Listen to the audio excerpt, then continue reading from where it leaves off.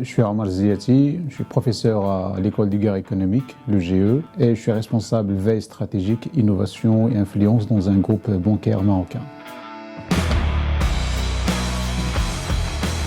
Au niveau de l'EGE, j'interviens dans 3 modules. Le premier, relatif à une introduction aux pratiques et aux acteurs de l'intelligence économique. Donc l'objectif est de partager un certain nombre de concepts théoriques avec les étudiants, mais surtout partager avec eux une grille de lecture propre à l'intelligence économique, c'est-à-dire essayer de lire autrement un certain nombre d'actions, un certain nombre d'événements anodins pour suivre tout le monde. Le deuxième module est relatif à la mise en place d'une démarche d'intelligence économique au niveau des organismes publics ou privés. C'est un module pratique. D'ailleurs, ce qui fait la force de l'EGE, c'est cette capacité à développer des cursus d'information orientés action, orientés terrain, et donc partager avec les différents étudiants professionnels des outils pour pouvoir les utiliser par la suite pour être plus créatifs, plus performants dans le cadre de leur activité. Si vous voulez, c'est l'impact final recherché de cette formation. Le troisième et dernier module est relatif au développement et au déploiement opérationnel des opérations de lobbying.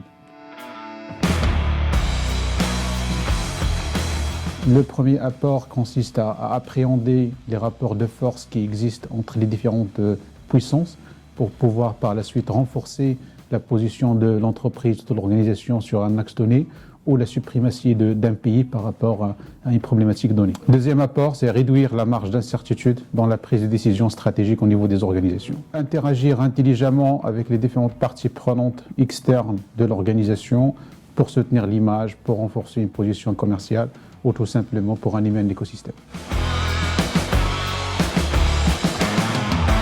Premier conseil, d'abord, comprendre les outils et les méthodes de l'intelligence économique n'est pas une finalité en soi.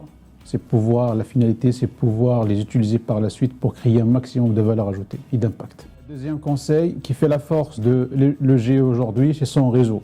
Et donc, je les invite à faire partie de ce réseau, à l'animer et surtout le développer.